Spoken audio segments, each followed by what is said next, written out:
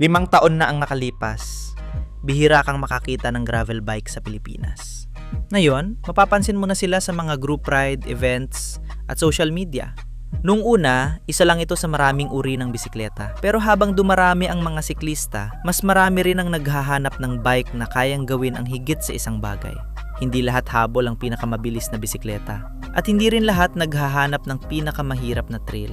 Dito, nagsimulang mapansin ang gravel bike. Isang bike na komportable sa mahabang ride pero kaya ring harapin ang mga kalsadang iiwasan ng iba. Unti-unti itong dumami sa rides, events at content ng mga cycling creators. Makikita mo ito sa mga ride videos ni Aga Mulak, Clarissa Cycles, Cycling Chef at iba pang Filipino cycling personalities. Mas komportable, mas versatile at handa sa iba't ibang klase ng daan.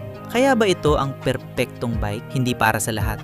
Pero may dahilan kung bakit parami ng parami ang mga siklistang nagbibigay pansin sa gravel bike.